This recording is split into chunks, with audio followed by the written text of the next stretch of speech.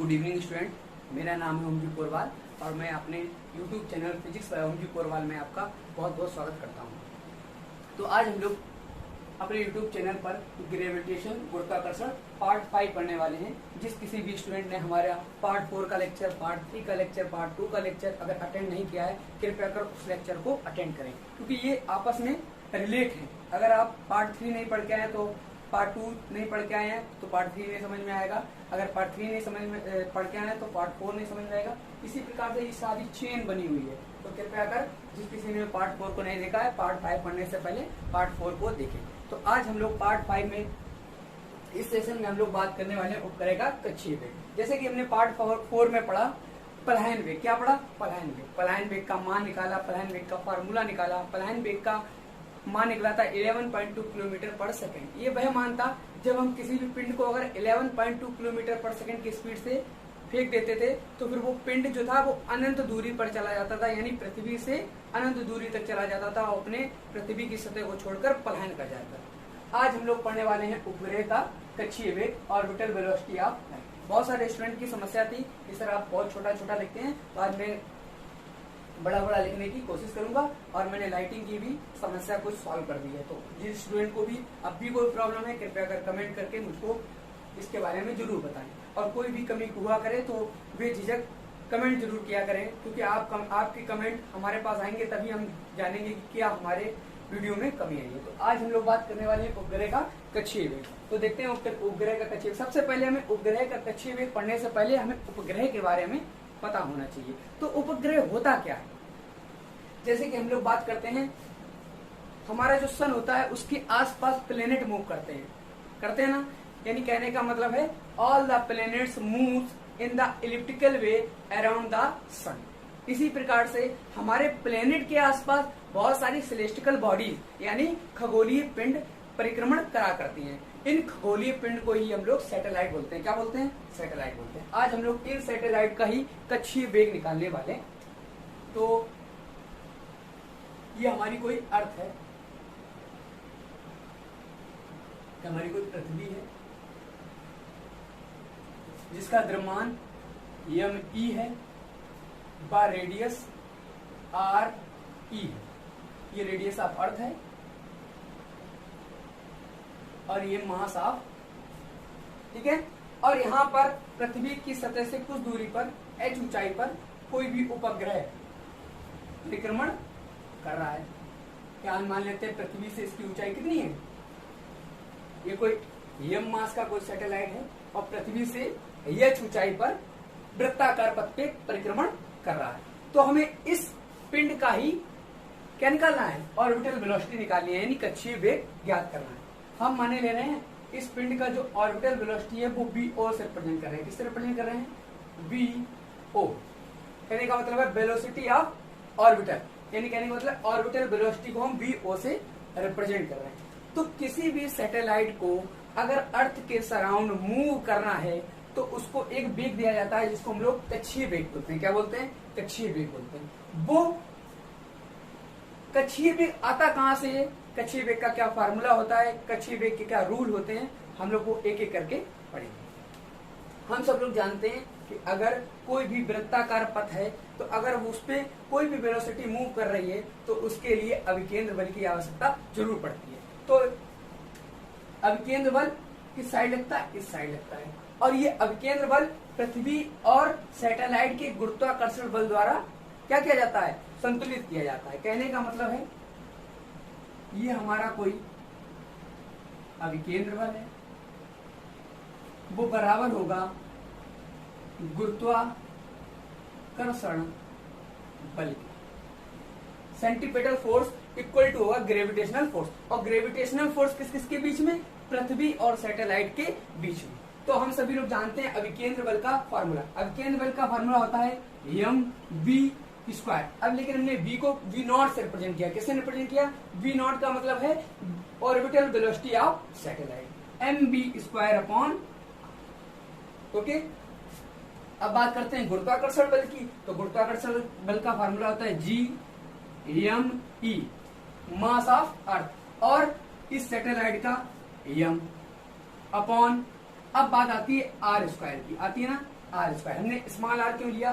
क्योंकि small are हमने मान लिया ये पूरा आर बराबर क्या हो जाएगा, आर ई प्लस, हो जाएगा कि नहीं हो जाएगा?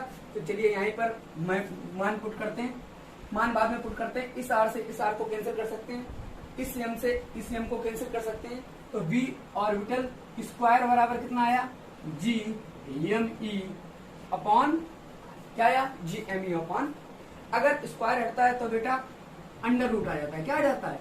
तो हमारा फार्मूला निकल के आया जी एम ई अपॉन, आगे चल के इस फार्मूले को क्या लिख सकते हैं, v ऑर्बिटल बराबर under root G M E upon R की वैल्यू पुट करते हैं। आर की वैल्यू क्या है, आर ई प्लस, ये हमारा कक्षीय वेग का फार्मूला लगा, किसी भी उपग्रह के कक्षीय वेग का फार्मूला। इसमें हम अभी और भी बहुत सारी बातें करने वाले हैं। सबसे पहले यहाँ से हमें एक बात पता चली, क्या बात पता चली, कि उपग्रह का कक्षीय वेग, ध्यान से सुनिएगा, इस पे बहुत सारा कंफ्यूजन होता है। सबसे पहले उन्हीं डाउट को ही हम लोग क्लियर करते हैं। हमारे उपग्रह का कक्षीय वेग का फार्मूला आया under root G M E upon, आया कि नहीं आया? इसमें आपने देखा कि ये जो मास है ये उपग्रह का द्रव्यमान है, क्या है, उपग्रह का द्रव्यमान, और यहाँ पर आ किसका द्रव्यमान आ रहा है, पृथ्वी का द्रव्यमान आ रहा है। तो यहाँ से एक चीज पता चलती है कि उपग्रह का द्रव्यमान कभी भी ऑर्बिटल वेलोसिटी पर डिपेंड, यानी कहने का मतलब है उपग्रह का द्रव्यमान कक्षीय वेग पर निर्भर नहीं करता है। कहने का मतलब है किसी भी ग्रह का, उपग्रह का द्रव्यमान कभी भी उसके कक्षीय वेग पर निर्भर नहीं करता, क्योंकि यहाँ पर मास स्मॉल एम का मान आ नहीं रहा है, तो इसका मतलब है कि ये उपग्रह के द्रव्यमान से स्वतंत्र है। चलिए थोड़ा और आगे बढ़ते हैं।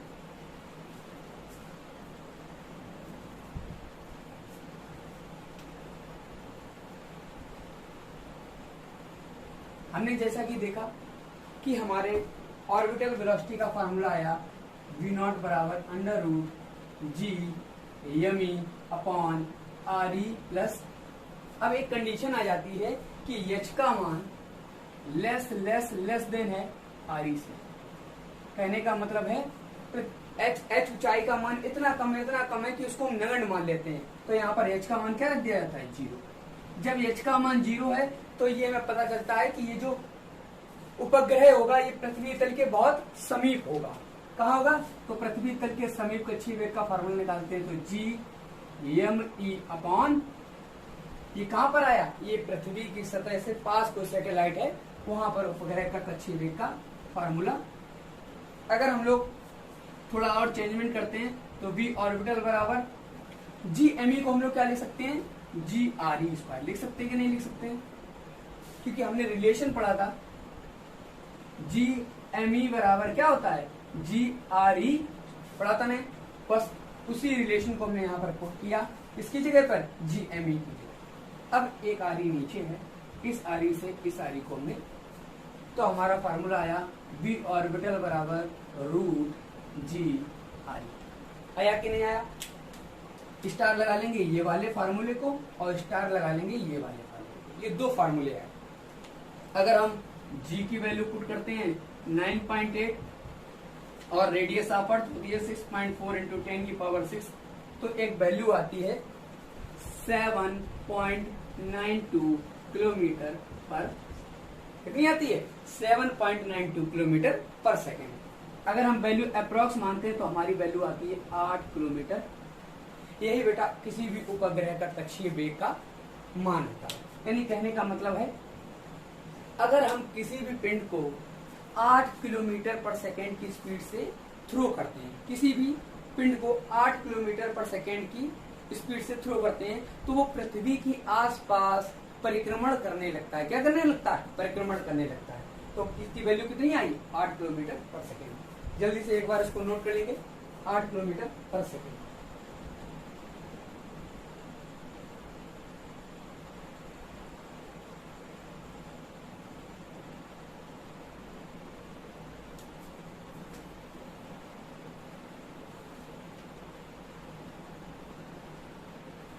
थोड़ा और आगे बढ़ते हैं। ये तो हमने ऑर्बिटल वेलोसिटी निकाली, क्या निकाली? Orbital velocity. थोड़ा और आगे बढ़ते हैं।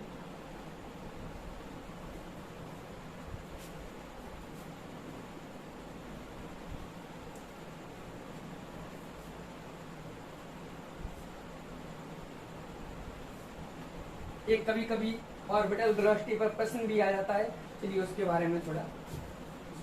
प्रश्न एयरफोर्स में आया हुआ है। प्रश्न नंबर 1 है, किसी भी ने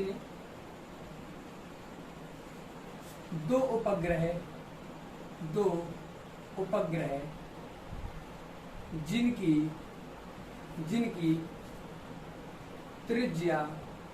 जिनकी त्रिज्या r व 4r है।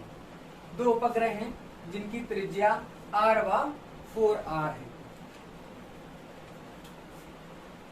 पहले उपग्रह का कक्षीय वेग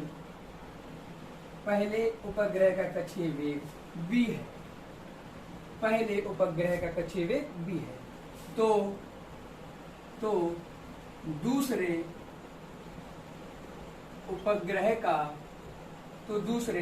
उपग्रह का कक्षीय वेग ज्ञात कीजिए। ये सवाल है, एयरफोर्स में आया हुआ सवाल है। कृपया कर बेटा ऐसे सवालों को बहुत अच्छे से समझें, ठीक है ना। आशा करता हूं मैं इसको आपको अच्छे से समझा पाऊं। चलिए, तो हमने जैसा ऑर्बिटल वेलोसिटी का फार्मूला देखा, v बराबर होता है √g_me/, देखा नहीं? तो यहां से हमें समझ में आया कि v orbital is inversely proportional to root. पता चला कि नहीं चला ये रिलेशन? बस इसी रिलेशन से फार्मूला हमको बनाना है। वो कह रहे हैं सवाल में, दो उपग्रह जिनकी त्रिज्या r व 4r है। पहले उपग्रह का कक्षीय वेग दिया है और हमें दूसरे उपग्रह का कक्षीय वेग निकालना है। तो उपग्रह का कक्षीय वेग उसकी त्रिज्या के व्युत्क्रमानुपाती होता है, रूट के व्युत्क्रमानुपाती होता है। तो यहाँ से एक फार्मूला बना सकते हैं। क्या बना सकते हैं कि VA/VV, ये पहले उपग्रह का कक्षीय वेग है, ये दूसरे उपग्रह का कक्षीय वेग है। VA/VV बराबर क्या होगा? √RA/RV। ये रिलेशन आया कहां से? यहां से आया, क्योंकि पहले उपग्रह की जो रेडियस होगी वो उसके इनवर्सली प्रोपोर्शनल नीचे आई ना। तो फिर वो कह रहे हैं दो उपग्रह जिनकी त्रिज्या r व 4r है, पहले उपग्रह का कक्षीय वेग v है। तो ये पहला उपग्रह है, इसका कक्षीय वेग कितना है, ठीक है ना। और दूसरे उपग्रह का हमें कक्षीय वेग ज्ञात करना है। और वो कह रहा है सवाल में कि जिनकी त्रिज्या r व 4r है, यानी पहले उपग्रह की त्रिज्या r और दूसरे उपग्रह की त्रिज्या 4r। तो पहले उपग्रह की त्रिज्या r और दूसरे उपग्रह की त्रिज्या 4r। इस r से इस r को कैंसिल करेंगे तो V/VV बराबर कितना आया? 2। तो VV बराबर क्या आ जाएगा? V/। तो ये इसका आंसर है। काफी बार एयरफोर्स के सवाल में इसी रिलेशन को लेकर कभी कभी त्रिज्या दोगुनी कर देते हैं, कभी कभी आधी कर देते हैं, कभी कभी चौथाई कर देते हैं। तो इसी रिलेशन से ही आशा करता हूं कि आपको ये सवाल समझ में आएगा। तो थोड़ा और आगे बढ़ते हैं।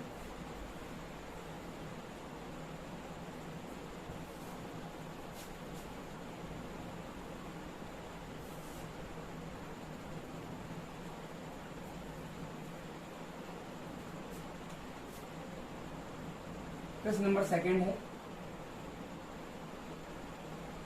उस उपग्रह का कक्षीय वेग क्या होगा?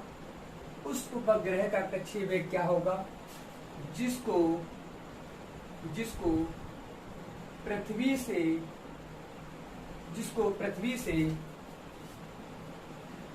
पृथ्वी के बराबर ऊंचाई पर फेंका जाए। एयरफोर्स में ये भी सवाल आ चुका है, काफी बार नेवी में भी ये सवाल आ चुका है। उस उपग्रह का कक्षीय वेग क्या होगा जिसको पृथ्वी के बराबर ऊंचाई पर फेंका जाए। सवाल देखने में बहुत मामूली लगता है, लेकिन इसमें जो लॉजिक लगता है बहुत ही इंपॉर्टेंट लॉजिक लगता है। तो हमने उपग्रह को क्या कर दिया, पृथ्वी के बराबर ऊंचाई पर फेंक। तो सबसे पहले हम ऑर्बिटल वेलोसिटी का फार्मूला लिखेंगे। v ऑर्बिटल बराबर होता है √g_m_e। पहले हम इसके आपको ऑप्शन भी दे सकते हैं, ऑप्शन पहले देखेंगे। ऑप्शन आपको दे दे, थोड़ा आपका काम जो है वो आसान हो जाए। पहला ऑप्शन हो जाएगा √2 मीटर पर सेकेंड, बी ऑप्शन 8√2 मीटर पर सेकेंड, सी ऑप्शन 4√2 किलोमीटर पर सेकेंड, या डी ऑप्शन 8√2 किलोमीटर पर। ये 4 ऑप्शन है। जल्दी से इस सवाल को लगाएं और हमको सही आंसर बताएं। हम आपको आधा मिनट देते हैं सवाल को लगाने में।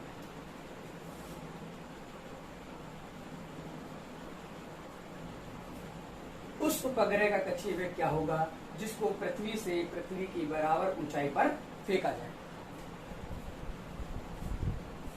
तो आई थिंक हमें समझ सकता हूं आपका आंसर आ चुका होगा। जिस किसी का भी आंसर आएगा कृपया कमेंट करके जरूर हमको बताएं। चलिए हम लोग अपना लगाते हैं। v ऑर्बिटल बराबर होता है √g_me/re प्लस, है ना, यही तो होता है ऑर्बिटल वेलोसिटी किसी भी उपग्रह का कक्षीय वेग का फॉर्मूला। अब कह क्या रहा है, उस उपग्रह का कक्षीय वेग क्या होगा जिसको पृथ्वी के बराबर ऊंचाई पर, यानी कहने का मतलब है h का मान किसके बराबर कर दिया है, re के मान के पृथ्वी की बराबर ऊंचाई पर फेंक दिया है। तो जो हाइट का मान होगा वो किसके बराबर होगा, re के मान के बराबर होगा। तो यहाँ से v ऑर्बिटल बराबर आ गया g_me/re प्लस re। यहाँ पर re प्लस re कितना हो गया, 2re। कितना हो गया कि नहीं हो गया। चलो थोड़ा और आगे बढ़ते हैं। तो v ऑर्बिटल बराबर √g_me/re, और हमने √2 को कहाँ कर लिया, बाहर कर लिया कि नहीं कर लिया। हमने उसको लिख लिया 1/√2√g_me/, और ये है क्या हमारा, यही तो हमारा कक्षीय वेग होता है। तो यहाँ पर हम कक्षीय वेग का डायरेक्ट मान रख सकते हैं 1/√2, 8। कितना रख सकते हैं, 8 होता है। तो यहाँ से √2 का गुणा करेंगे, यहाँ से भी √2 का गुणा करेंगे, तो b ऑर्बिटल बराबर आ गया 8√2/2, यानी ये आ गया 4√2 किलोमीटर पर। बहुत इंपॉर्टेंट सवाल है, बहुत अच्छा सवाल है। तो इसका आंसर क्या आ जाएगा, 4√2 किलोमीटर पर। तो जल्दी से सवाल को देखेंगे। जिस किसी को भी ये सवाल ना समझ में आया हो कृपया कर जल्दी से कमेंट करके बताएं।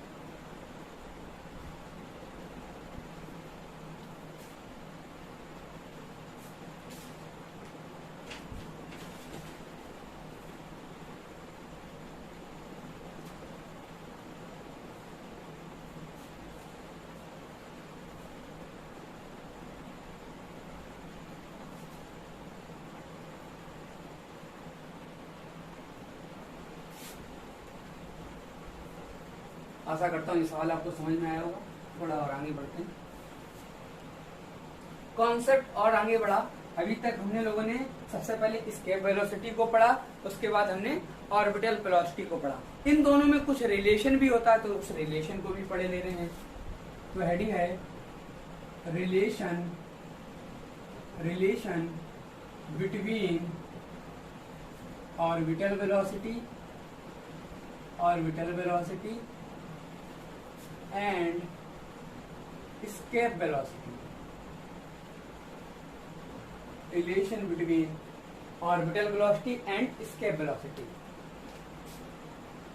पलायन वेग व कक्षीय वेग में संबंध। पलायन वेग व कक्षीय वेग में संबंध।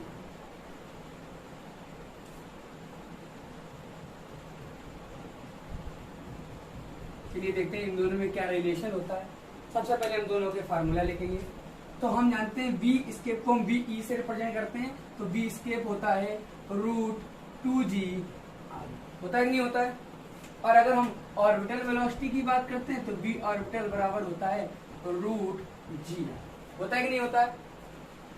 तो अगर हम इन दोनों की रिलेशन बात करेंगे तो यहाँ पर √g का मान हम v ऑर्बिटल के बराबर रख सकते हैं। तो यानी कहने का मतलब है v इसके बराबर आ गया √2 टाइम v ऑर्बिटल। पलायन वेग का मान कक्षीय वेग के √2 टाइम्स होता है। कभी कभी यहाँ से सवाल भी बन जाता है v escape upon v orbital, यानी पलायन वेग व कक्षीय वेग का अनुपात बताइए। तो पलायन वेग और कक्षीय वेग का अनुपात कितना हो जाएगा?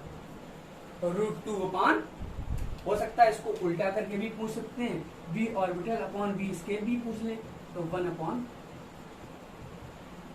तो हमारा पलायन वेग कक्षीय वेग के √2 टाइम्स होता है। यही हमारा रिलेशन होता है, relation between orbital velocity and escape velocity. चलिए थोड़ा और आगे बढ़ते हैं।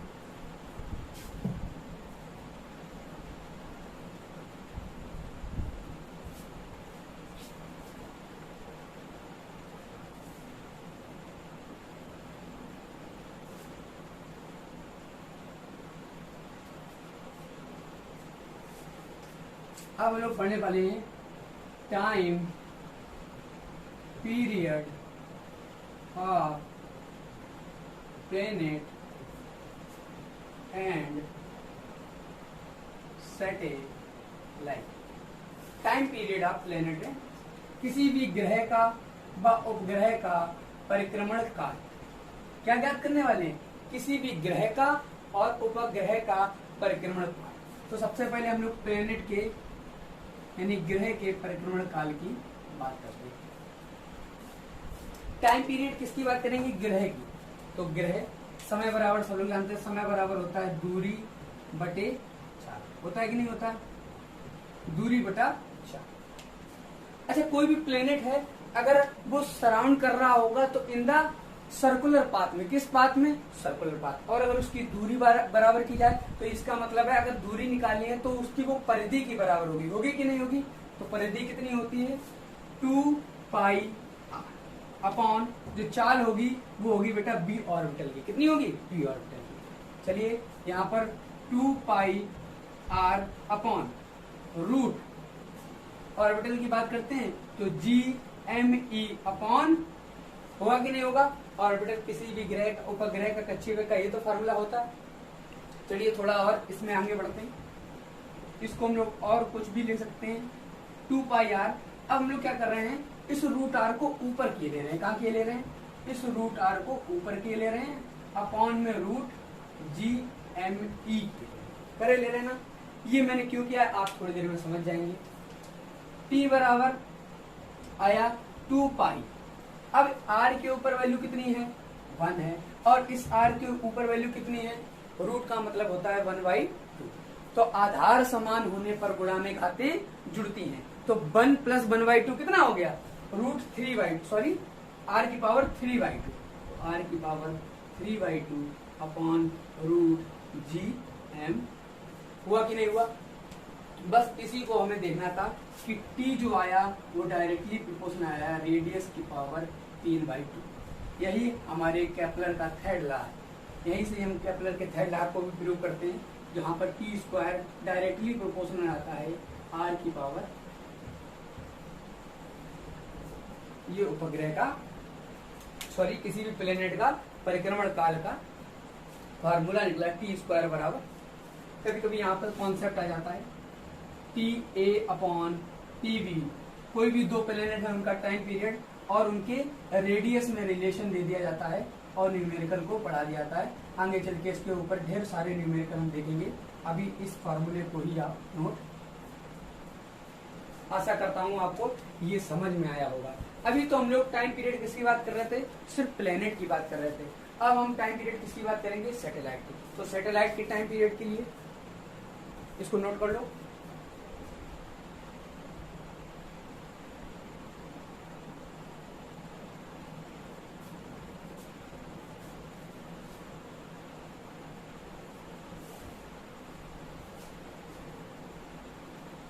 अब बात कर ले रहे हैं कि हम लोग सैटेलाइट का टाइम पीरियड निकालेंगे। सैटेलाइट के टाइम पीरियड के लिए समय बराबर सबके लिए वही रहेगा, फॉर सैटेलाइट, फॉर सैटेलाइट उपग्रह के लिए।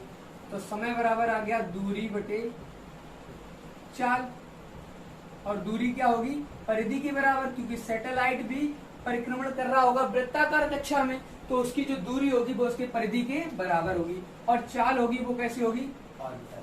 तो समय बराबर क्या आया, 2 पाई आर, और ऑर्बिटल का मान कितना था, √GME अपॉन, था कि नहीं था। चलो देखें, इसमें थोड़ा आगे बढ़ते हैं। तो t बराबर आ गया 2 पाई।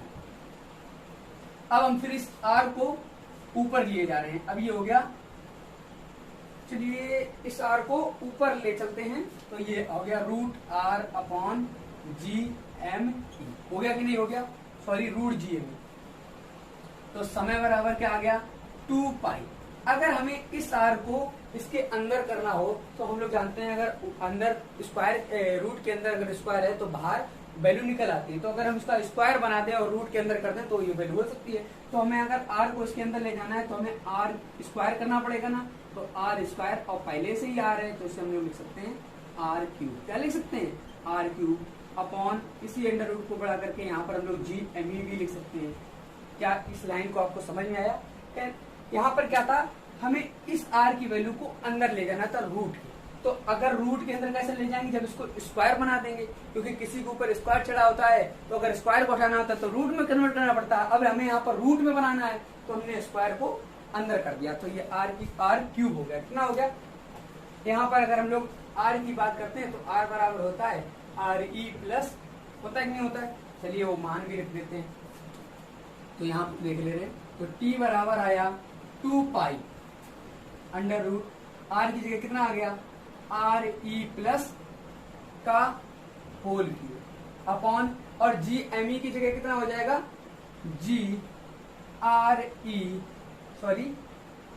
GME की जगह कितना, अभी GME की जगह नहीं लिख रहे, अभी हम सिर्फ r³ की वैल्यू लिख रहे हैं, r³ upon RE plus GME लिख सकते हैं ना। चलिए अब इस r की वैल्यू कितनी है, RE प्लस, चलिए यहाँ पर पुट करते हैं। तो t बराबर आया 2 pi under root RE plus H upon G। अब यहाँ से कंडीशन बन गई, क्या कंडीशन बन गई, H का मान बहुत कम है RE की, यानी H का मान कितना हमने पुट कर लिया, 0 पुट कर लिया, क्योंकि पृथ्वी तल के बहुत समीप है। क्योंकि हम जो परिक्रमण काल निकाल रहे हैं वो पृथ्वी तल के समीप निकाल रहे हैं। तो t बराबर आया 2 पाई अंडर रूट, यहाँ पर क्यूब था, कितना था ना, r³ था, तो RE का क्यूब कितना निकला, RE का, तो H का मान कितना हो गया, G, और GME का रिलेशन होता है GME बराबर GRE। चलिए यहाँ पर वैल्यू पुट करते हैं, तो ये आ गया GRE। इस RE से यहाँ स्क्वायर था, यहाँ 3 था, तो एक RE यहाँ पर बेटा, तो यहाँ पर बेटा परिक्रमण काल का फार्मूला आया 2 pi under root RE upon, ये किसी भी सैटेलाइट के परिक्रमण काल का फार्मूला है। जब यहाँ पर हम रेडियस ऑफ अर्थ 6.4 × 10⁶ और G 9.8 मीटर पर सेकेंड स्क्वायर, 2 और पाई का मान 3.14 रखते हैं, तो टाइम पीरियड आता है 84.6 मिनट। कितना आता है, 84.6 मिनट। तो ये टाइम पीरियड ऑफ सैटेलाइट है। क्या है, टाइम पीरियड ऑफ सैटेलाइट। कोई भी अर्थ के आसपास कोई भी सैटेलाइट अगर घूम रही है तो उसका टाइम पीरियड कितना होगा, 84.6 मिनट। इसको हॉवर में भी बदल सकते हैं बच्चा, तो अगर हॉवर में बदलेंगे तो टाइम पीरियड कितना आ जाएगा, 1.8 हावर समथिंग आ जाएगा। कितना आ जाएगा, 1. अगर इसकी डिस्टेंस हम अर्थ से लेते हैं कि अर्थ से कितनी ऊंचाई पर ये सैटेलाइट परिक्रमण कर रहा होगा, तो उस हाइट का मान होता है 35,800 किलोमीटर। मतलब कहने का है कि इतने हाइट के ऊपर ये सैटेलाइट जो होते हैं वो परिक्रमण करते हैं, जिनका आवर्तकाल 84.6 मिनट बा 1.8 हावर। तो आशा करता हूँ आपने टाइम पीरियड प्लेनेट का भी समझ में आया होगा और सैटेलाइट का भी समझ में आया होगा। इसके ऊपर ढेर सारे सवाल भी आते हैं, आगे चल के उन सवालों की भी बात करेंगे।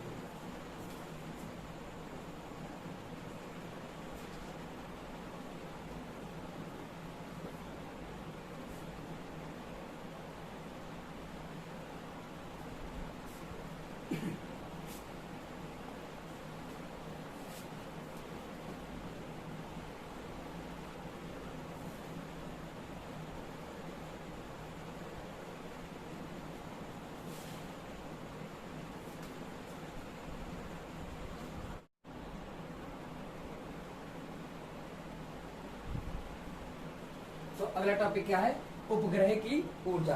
तो अब हम लोग बात करने वाले हैं उपग्रह की ऊर्जा की। अगर किसी भी बॉडी में मूवमेंट होगी तो मूवमेंट के कारण कुछ ना कुछ एनर्जी भी तो होगी। तो हम उपग्रह के वेग की बात कर रहे हैं, तो उपग्रह का अगर वेग है तो फिर एनर्जी भी कुछ ना कुछ होगी, बढ़ेगी घटेगी, देखते हैं क्या होता है। तो ये हमारी कोई अर्थ है, यानी ये हमारी कोई पृथ्वी है, और पृथ्वी के आसपास ये कोई सैटेलाइट है ना, जो अपने ऑर्बिटल वेलोसिटी से कुछ परिक्रमण कर रही होगी। आइए इन्हीं के परिक्रमण में एनर्जी का कुछ मूवमेंट होता है, उन एनर्जी की बात कर लेते हैं। सबसे पहले हम लोग बात करेंगे काइनेटिक एनर्जी। कौन सी एनर्जी की? काइनेटिक यानी गतिज ऊर्जा। सबसे पहले हम लोग किसकी बात करेंगे? गतिज ऊर्जा की बात करेंगे। तो काइनेटिक एनर्जी को के से रिप्रेजेंट करते हैं, के बराबर होता है हाफ एम बी स्क्वायर। लेकिन बी कौन सा? ऑर्बिटल, कक्षीय वेग वाला। तो बी ऑर्बिटल का मान क्या होता है? Root G M E upon R E. ठीक है ना, बस बी ऑर्बिटल का मान यहाँ पुट करेंगे तो काइनेटिक एनर्जी बराबर हाफ एम। अब स्क्वायर लगाए तो स्क्वायर से अंडर रूट हट जाएगा, तो G M E upon R E. तो काइनेटिक एनर्जी का फार्मूला आया G M E M upon, ये हमारे गतिज ऊर्जा का, तो उपग्रह की गतिज ऊर्जा का फार्मूला निकला। चलिए थोड़ा और आगे बढ़ते हैं। ये तो उपग्रह की गतिज ऊर्जा का फार्मूला निकला। अगर हम लोग स्थितिज ऊर्जा की बात करते हैं तो हम लोग पहले ही स्थितिज ऊर्जा के बारे में बहुत कुछ पढ़ चुके हैं। पोटेंशियल एनर्जी, स्थितिज ऊर्जा। आई थिंक हमने पार्ट 3 में स्थितिज ऊर्जा के बारे में, ग्रेविटेशनल पोटेंशियल एनर्जी के बारे में आपको बहुत कुछ बताया, जहां पर हमने इसे U से रिप्रेजेंट किया था और U बराबर आया था माइनस का Gm1m2 अपॉन R। उसी प्रकार से अगर हम यहाँ पर पोटेंशियल एनर्जी का फार्मूला देखते हैं तो U बराबर कितना आ जाता है? माइनस का Gm अपॉन, आ जाएगा कि नहीं आ जाएगा? ये किसी भी उपग्रह के पोटेंशियल एनर्जी यानी स्थितिज ऊर्जा का फार्मूला है। आइए थोड़ा और आगे बढ़ते हैं। सबसे पहले हमने लोगों ने काइनेटिक एनर्जी का फार्मूला देखा, Gm अपॉन 2R। उसके बाद में हमने स्थितिज ऊर्जा का फार्मूला देखा। स्थितिज ऊर्जा का फार्मूला कितना आया? स्थितिज ऊर्जा का फार्मूला आया U बराबर माइनस का Gm अपॉन R। अब हम लोग बात करते हैं टोटल एनर्जी की, यानी कुल ऊर्जा की। सबसे इंपॉर्टेंट एनर्जी यही है, टोटल एनर्जी।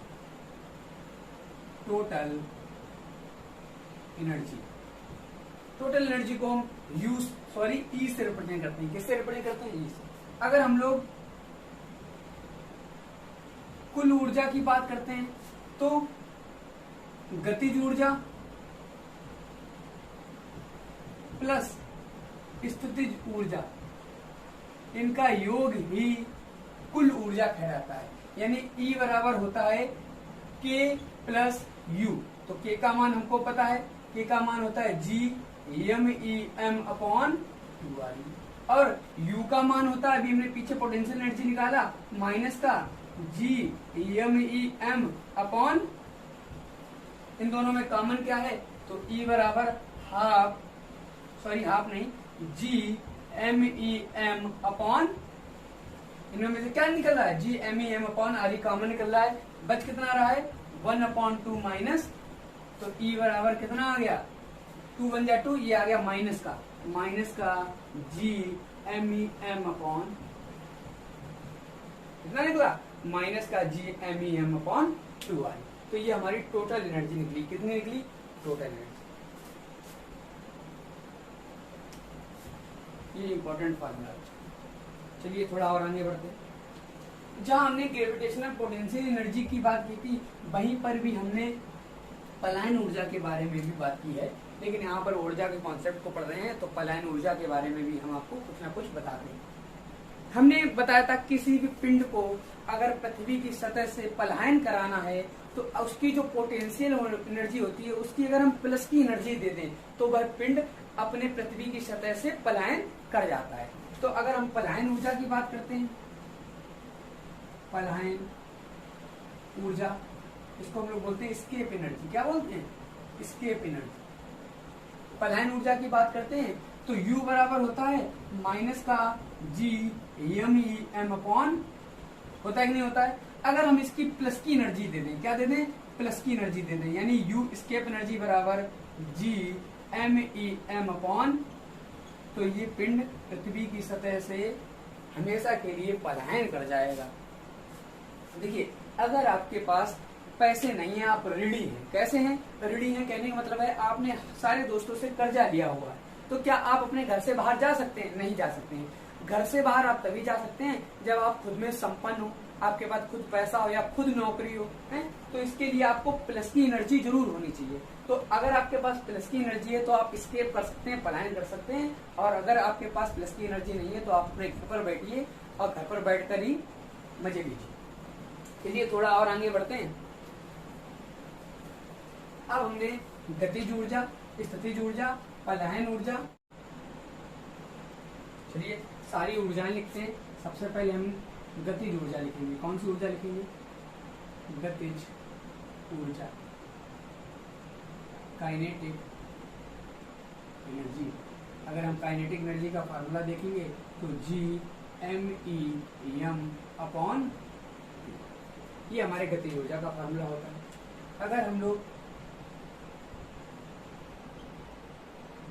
स्थितिज ऊर्जा का फार्मूला, पोटेंशियल एनर्जी का फार्मूला लिखते हैं, पोटेंशियल एनर्जी का फार्मूला लिखते हैं, तो पोटेंशियल एनर्जी को हम U से रिप्रेजेंट करते हैं, माइनस का G(m)(E)m अपॉन, ये हमारी स्थितिज ऊर्जा। अगर हम लोग बात करते हैं टोटल एनर्जी यानी कुल ऊर्जा के बारे में, टोटल एनर्जी के बारे में, तो इसे हम E से रिप्रेजेंट करते हैं और E बराबर आया G(m)(E)m अपॉन। और अगर हम लोग पलायन ऊर्जा की बात करते हैं, पलायन ऊर्जा, स्केप एनर्जी के बारे में बात करते हैं, तो स्केप एनर्जी को हम E से रिप्रेजेंट करते हैं और इसका फार्मूला होता है G(m)(E)m अपॉन। तो हमारे पास ये चार ऊर्जा आई और इन चार ऊर्जाओं के बारे में बहुत सारे अच्छे अच्छे प्रश्नों का हम अध्ययन करेंगे। काफी बार एयरफोर्स के, नेवी के, एनडीए के सभी प्रकार के एग्जामों में इसके ऊपर बहुत सारे अच्छे अच्छे सवाल आए हैं। चलिए आइए सबसे पहले हम लोग इसको शॉर्ट में पढ़ते हैं।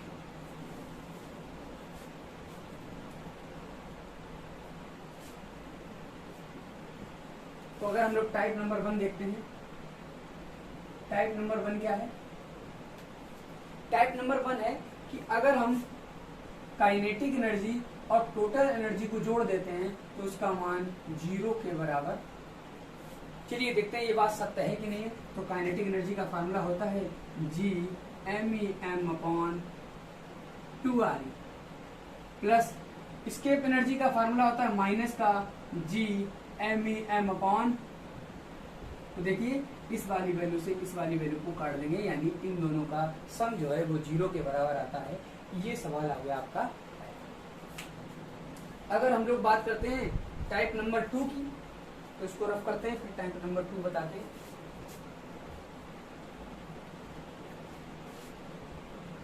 टाइप नंबर,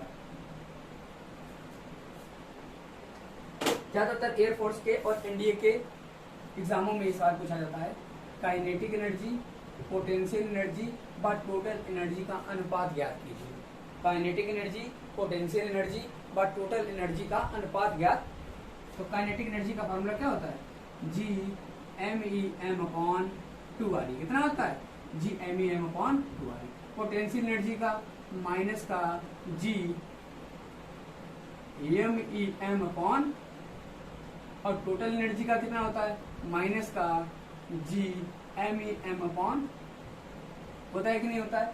सब में से G(m)(E)m RE को हम कैंसिल कर दे रहे हैं ना।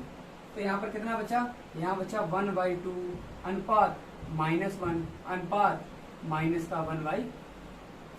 अगर इन सब में हम एलसीएम ले रहे हैं, क्या ले रहे हैं एलसीएम, तो ये हो जाएगा 1 अनुपात -2 अनुपात -1, यानी काइनेटिक एनर्जी, पोटेंशियल एनर्जी और टोटल एनर्जी का अनुपात कितना हो गया 1 अनुपात -2 अनुपात -।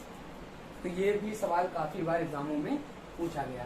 अब आशा करता हूँ कि आपको आज का लेक्चर बहुत अच्छे से समझ में आया होगा, जिसमें हमने सबसे पहले अपने कक्षीय वेग की बात की, ऑर्बिटल वेलोसिटी ऑफ सैटेलाइट के बारे में बात की। ऑर्बिटल वेलोसिटी ऑफ सैटेलाइट सबसे पहले हमने v ऑर्बिटल बराबर √GRE पढ़ा।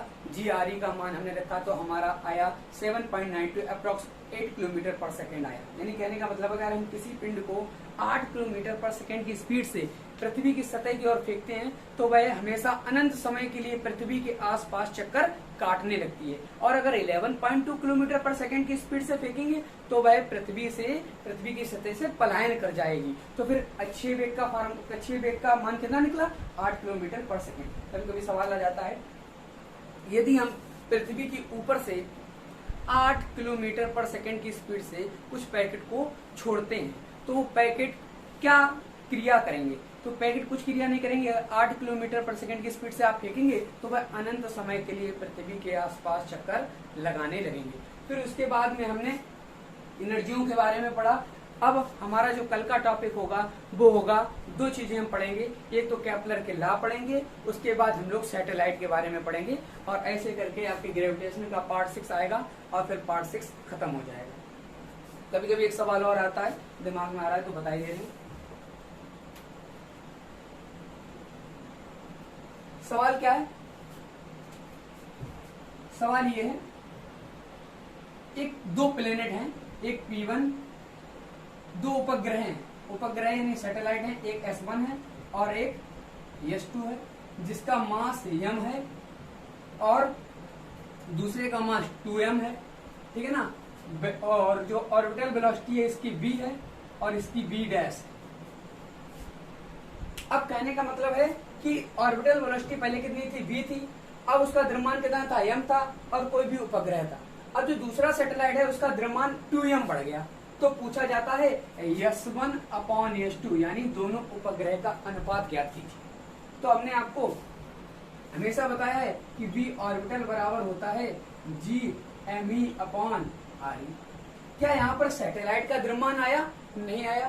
तो इससे हमें ये पता चलता है कभी भी सैटेलाइट का द्रव्यमान कभी भी ऑर्बिटल वेलोसिटी को प्रभावित नहीं करता है। तो कहने का मतलब है इनका अनुपात आ जाएगा 1:1, आंसर हो जाएगा 1:1। Does not depend on the satellite of mass. Okay, तो आज का सेशन यही खत्म करते हैं, बकाया फिर कल के सेशन पढ़ते हैं। जय हिंद।